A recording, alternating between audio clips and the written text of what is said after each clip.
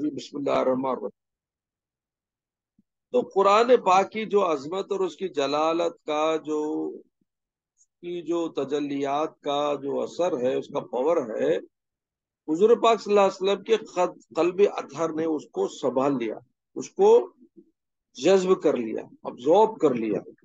और चूंकि हुजूर सल्लल्लाहु अलैहि वसल्लम जमालियत के पैकर थे, is a centre of all the blessings. जमालियत के जो आप थे, सेंटर थे, उसकी वजह से क्या हुआ बोले तो वो पूरी जलालत को आपने छपा दिया। छपा कर उस जलालत के पावर को अपने अंदर जज्ब करके अपने जबान मुबारक से अरबी के अल्फाज अलिफ बाती के जरिए से कुरान हमें सुनाया, पहुंचाया। वरना यही कुरान के जो हुरूफ हम लेटर की सूरत में देखते हैं, इनकी जो असल हकीकत है वो क्या है? Highly powerful, you cannot imagine. उतने powerful, glittering, whole world will burn, वैसा पावर उनके पास। ये आयतों में उसके अल्फाज, वो पावर वसल्लम के जबान से निकलकर अल्फाज की शक्ल में आया, हमने उसे नोट कर लिए। उसके वास्ते हजरत इमाम गजाली रहमतुल्लाह अलैह फरमाते हैं, कुरान की हकीकत यूं समझो कि एक पेपर ले लो, एक पेपर ले लो, उस पर तुम फायर, जो अंगार का टेला है, उसको ले, उसके ऊपर रखो। क्या होगा? वो जल के राख हो जाएगा, पेपर ही गायब हो जाएगा, नहीं क्या? तो वही फायर को तुम अल्फाज में लिखो, FIRI, पेपर में लिखो, अलिफ मद काफ आग लिखो। क्या थी असर होता? क्या नहीं होता। तो असल में fire is a fire of charcoal और वट एवर दिस थिंग। उसकी जो असल हकीकत है वो क्या, उसका काम क्या है? जलाना, डिस्ट्रक्ट करना, खत्म कर डालना। उससे जो भी मिला खत्म कर डालता हो। अंगार से जो भी मिला उसे जला के रख कर, चाहे वो इंसान हो, चाहे जानवर हो, चाहे बिल्डिंग हो, चाहे कितनी की फ्लैट वाली बिल्डिंग हो। देखिए नहीं, 9/11 का किस्सा, इतनी बड़ी बिल्डिंग को जला के राख कर दिया, इतनी बड़ी ट्रेन को जला डालता, प्लेन को जला डालता, सब कुछ जलाता। अंगार की खासियत ही छो, उससे जो भी मिले जला के बर्बाद कर देता, नामो निशान मिटा देता। अल्लाह की जात मुबारक जलालत वाली है, अल्लाह की जात जलालत वाली है। उसके करीब क्या, उसके हजारों लाखों पर्दों के अंदर से हम उसकी जलवों को या उनकी जो निशानियां देख सकते हैं। वरना अल्लाह ताला की हकीकत में उसकी जलालत को कोई ताप नहीं ला सकती।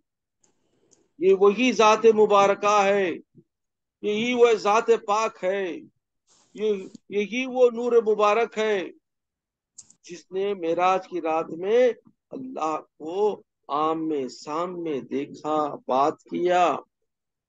तो सोचो कि उसके कलाम में, उसकी आवाज में और उसके इस कुरान की जैसी कलाम में इतना पावर हो कि उसको पहाड़ जैसी ताकतवर, पहाड़ जैसे मजबूत ताप नहीं ला पाते उसकी जिस बात को, only talk, only conversation which is Quran कलामुल्लाह, जात अल्लाह की जब सामने आ जाए क्या होगा?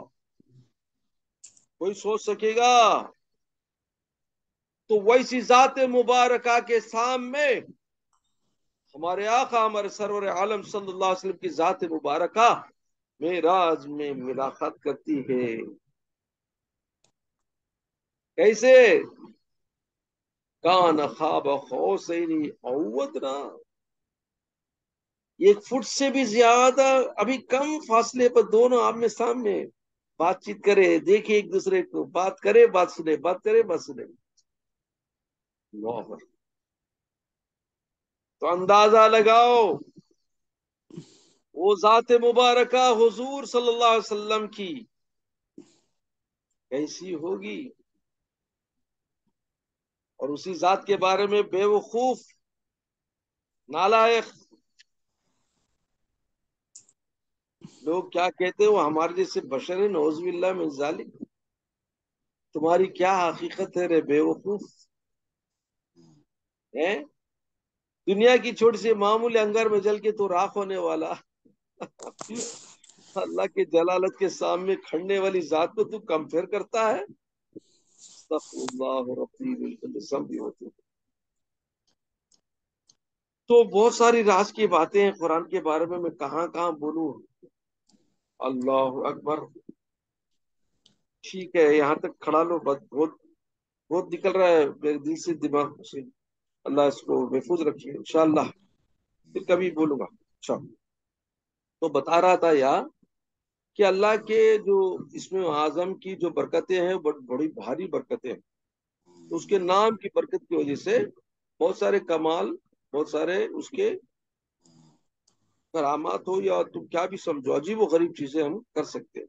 लेकिन वो बात, वो नाम मुबारक अल्लाह की तरफ से छुपा दिया गया है ताकि उसको मिसयूज ना करे कोई। लेकिन हजरत इब्ने अब्बास फरमाते हैं कि इन 6 आयतों में वो नाम मुबारक छुपा हुआ है, उसको लिख के आप रख लो, महफूज रहेंगे। जब ट्रैवल को जाते हैं, सफर को जाते हैं, या कोई ऐसी जगह जाते हैं जहां पे कुछ डेंजर दिखता है, वो आए तो को सीने में लगा को रख ले, लिख ले को रख लो।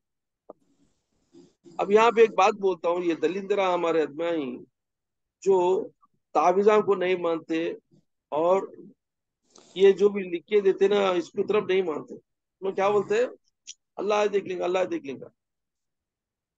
इनको नहीं मालूम कि अंदर भी एक शैतान बैठा है। बाहर भी बहुत बड़ा शैतान फिर ले को, शैतान के चेले फिर ले को, इन्हें क्या, इन्हें कुछ भी नहीं, इनको फुसकी कैसा उठाओ चल जाएंगे। कुरान से डरता हूं मैं।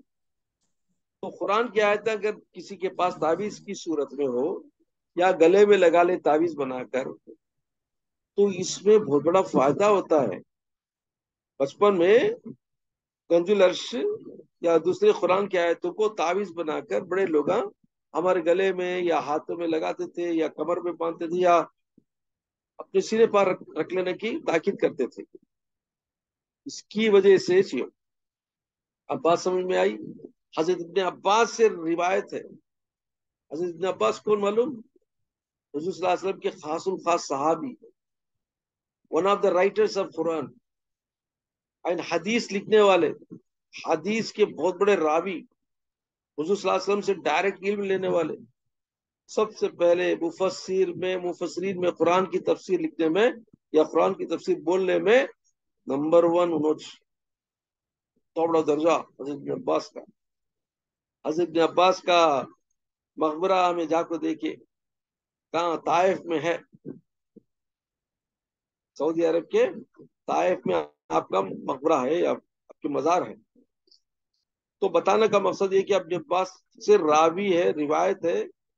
तो जो तावीज जो बना के देते हैं बुजुर्गान दीन या बड़े लोग बोलते हैं, इसको रख लो बोलते हैं, इसमें बहुत फायदा है, बरकत है और प्रोटेक्शन है।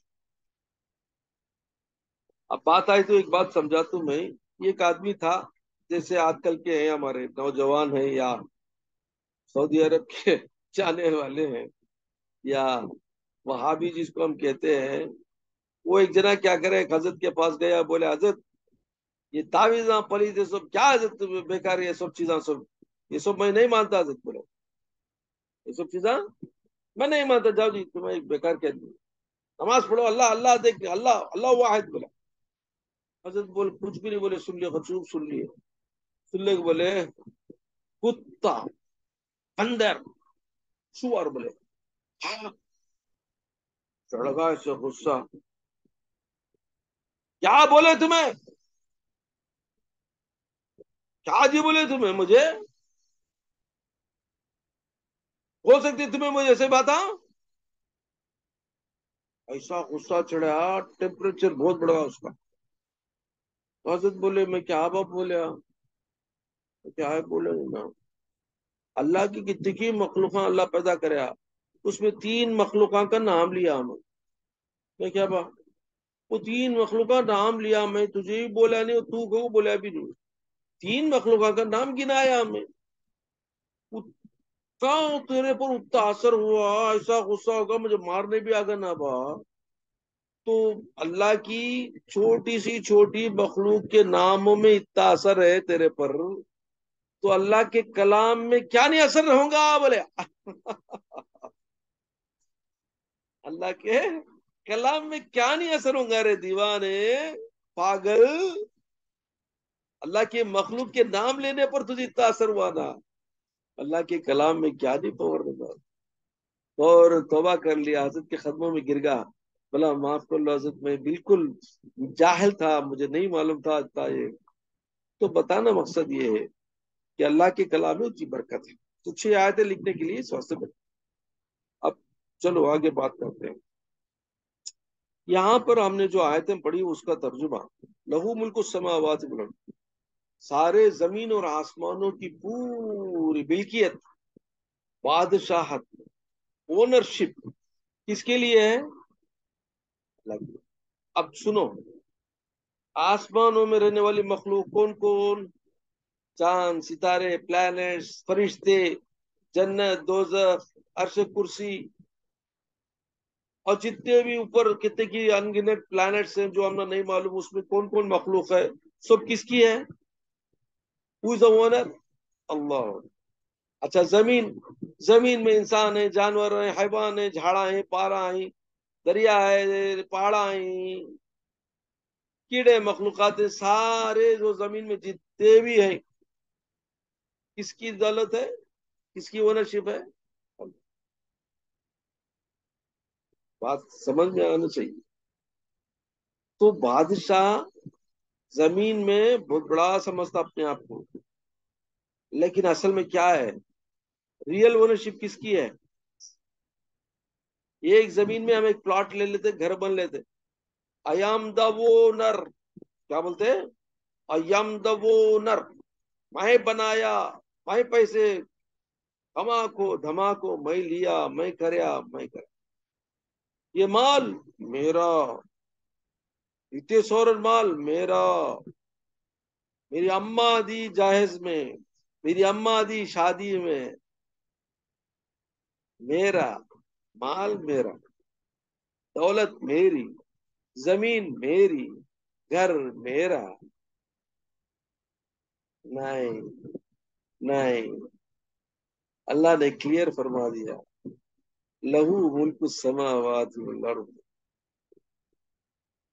जो कुछ भी वमा बैन, और एक जगह कुरान में एक जगह है वमा बैन, और जो कुछ भी इसके अंदर भी है, उसमें इंसान भी आ गया, इंसान की दौलत भी आ गई, इंसान के माल भी आ गया, इंसान की घरा भी आ गए, दौलतां भी आ गए, कारा भी आ गए, बंगले भी आ गए, बच्चे भी आ गए, जोरू भी आ गई, मर्द भी आ गया, इनो भी आ गए, सब भी आ गए जी। तुम्हें कौन जीत, तुम्हें कौन? कुछ भी नहीं। आगे की आयत में आता, सुनो, अल्लाह, वइलल्लाहि तुरजउल उमूर, सारे जो काम आई, सारे जो बनाने के, तुम्हें मैं बनाया घर, मैं बनाई घर, मैं करे आगा मेरे माल का, सो कहाँ जाएंगे? सो अल्लाह के पास जाए। सारी चीजों के पूरा कहाँ जाते? बैक टू द पेविलियन, अल्लाह के पास। अब आगे सुनो, यूलिजुल लैला फिन नहारी व यूलिजुल नहारा फिल लैल, वही है जो दिन को रात में दाखिल करता और रात को दिन में दाखिल करता। ये बहुत बड़ी राज की बात है। अब देखो, दुनिया में 4 मौसम है। कौन बोल सकते हैं क्या क्या मौसम है? बोलो, बोलो, what are the 4 seasons of the, हमारे दुनिया के, वर्ल्ड, वर्ल्ड के 4 सीजन्स क्या क्या है? Summer, winter, spring. autumn, spring, autumn. सो समर, नहीं, पहले विंटर, ये स्प्रिंग से शुरू करना है। Spring, summer, winter, autumn. नहीं क्या? ये ऑटम इज नथिंग बट फिजा, मौसम बहार, मौसम गर्मा, मौसम खिजा, और मौसम सरमा, ठंडी का मौसम। ये चार मौसम अल्लाह की तरफ से जमीन में डिफरेंट प्लेसेस में डिफरेंट टाइमिंग्स में अल्लाह देता। अब हमारे इंडिया की तरफ से देखेंगे या चेन्नई की तरफ से देखेंगे, हमारे जो विंटर समर के जो मंथ्स हैं वो अलग रहेंगे if you compare with other places.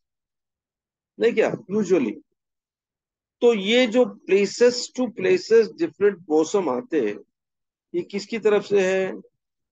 हमें बना लिए क्या? हमें कर लिए क्या? रब्बुल आलमीन की कुदरत। वही चांद, वही सूरज, वही जमीन। हाँ, वही जमीन, वही सूरज, वही चांद, वही तारे, लेकिन जमीन के अलग अलग अलग मौसम, अलग अलग जगह। क्या कुदरत है रब्बुल आलमीन। कभी सोचो ये बातों, जान जाओगे कि अल्लाह की कुदरत, परवरदिगार की ताकत और उसकी प्यारी प्यारी निजाम हुकूमत क्या प्यारी है। अल्लाह अकबर। अब एक एक टाइम पर हमारा, खाली चेन्नई का ले लेके पहले, खाली Chennai as an example. Summer में क्या होता? दिन बड़ा, रात छोटी। नहीं? सो गुरूब कब सूरज होता? 6:45, 6:30 वैसा होता।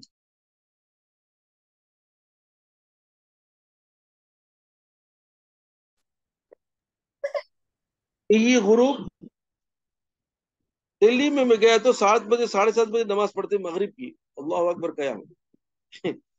इंडिया के अंदर ही डिफरेंट प्लेसेस में डिफरेंट जगह है, अलग अलग है।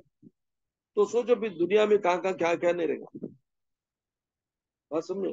तो एक प्लेस में समर के टाइम को दिन बड़ा, रात छोटी, और मौसम सरमा में, मतलब विंटर सीजन में, दिन छोटा, रात बड़ी। नहीं, 5:40, 5:45 को सूरज गुरूब हो जाता विंटर में। वही सूरज 6:35, 6:40 को गुरूब होता है। कब? समर में। तो अल्लाह ने सूरज के लिए एक जगह सूरज रखा है। जमीन की जो उसकी बनावट है और जमीन की जो उसका जो रेवोल्यूशन है, ऐसे तरीके से कर दिया है कि डिफरेंट सीजन्स में डिफरेंट टाइमिंग्स रख दिया है। यहाँ सोचो जरा, समर में day is more, so Allah is asking you to do over time. काम ज्यादा करवाता है तो बंदों को सूरज की गर्मी की वजह से, सूरज की रोशनी की वजह से ज्यादा काम करके दौलत कमाने की उसको चांस देता है। विंटर में क्योंकि ठंडी का मौसम है, उसकी बॉडी ताप नहीं ला सकती, he cannot withstand the cold conditions. अल्लाह उसको दिन छुटा के जल्दी काम करके घर को जाने के लिए उसको भेज देता है। और चूंकि विंटर सीजन में जल्दी थक जाता है, उसके लिए उसकी रात बड़ी कर दी ताकि उसको आराम ज्यादा मिले। सुबह में समर में वो 4 बजे उठ सकता था, 5 बजे उठ सकता था, लेकिन विंटर के सीजन में वो 6-7 बजे से पहले नहीं उठता। इस वास्ते अल्लाह की तरफ से ये बड़ी इनायत करीमा है, फैज है अल्लाह का, कि बंदों की तबीयतों के लिहाज से, बंदों के बदन की नशोनुमा के लिहाज से, उसकी ताकत के लिहाज से मौसमों को भी पैदा करके, मौसमों के औकात को भी छोटे बड़े करके, सूरज को, दिन को रात में बड़ा दाखिल करता। मतलब क्या? रात बड़ी कर देता। रात को दिन में दाखिल करता मतलब क्या? दिन बड़ा कर देता। बात समझ आई? तो वही आफ्टर 5:45 अंधेरा होता था रात, कब? विंटर में। वही 45 समर में दिन रहता 6:45 तक दिन रहता। तो वो रात का हिस्सा ये विंटर का इधर मिला डाले अल्लाह।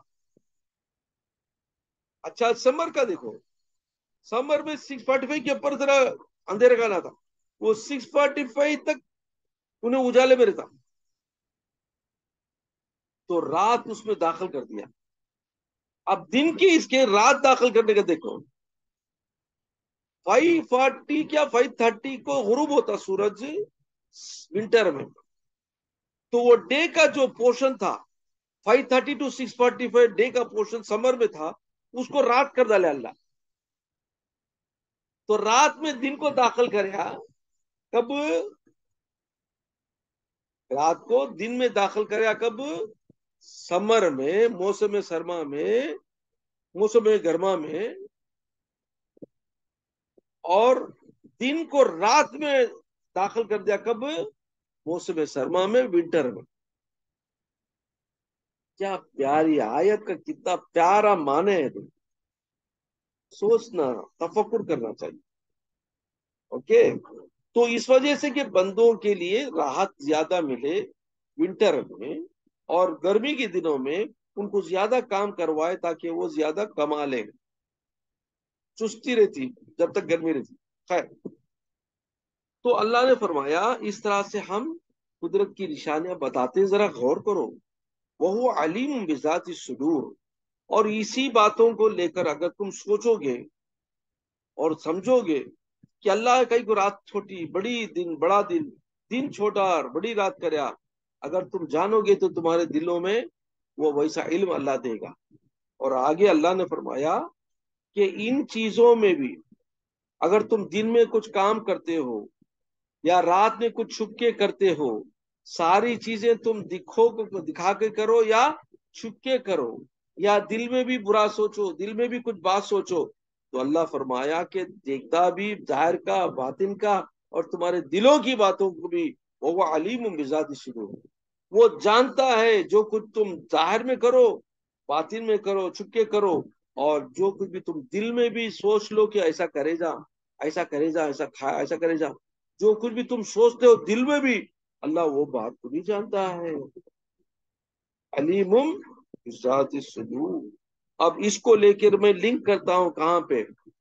इस आयत को लेकर कहां लिंक करता हूं? अल्लाह ने फरमाया नहनु अक़रबु मिन हब्लिल वरीद। हम तुम्हारे शहर से भी करीब हैं जी। शहर क्या? खून की नाली। खून कहां जाता? दिल में जाता, दिल से आता, दिल को जाता, दिल से जाता, दिल पे आ जाता, दिल में कनेक्शन थ्रू खून। Your all knowledge of your heart, your thoughts of your heart, जो कुछ तुम्हारे दिलों में सोचते हो वो असल में क्या होता? खून उसको कम्युनिकेट करता। वही कम्युनिकेशन दिमाग को जाता, दिमाग से कमेंट्स मिलते, और वो काम करने को हम ना दिल होता, वो काम हम करते। बात समझ में आई? हाँ, ये राज है, राज राज। दिल सेंटर ऑफ इंटेंशन, दिल मरकज इरादा। इरादा कहां से आता? वइज़ा अरादल्लाहु शय्यन अन यक़ूल लहू कुन फयकून। इरादा इलाही दिल पर इल्हाम की सूरत पर आता। दिल जबान तक नहीं लाता, वो दिल में ख्याल करता कि मुझे आज जाना है, आज कुरान की तफसीर है। वो कुरान की तफसीर का जो इरादा दिल में आया, वो कुरान की तफसीर का जो सिग्नल लाया, वो सिग्नल ब्लड के जरिए से कम्युनिकेट होता है दिमाग को।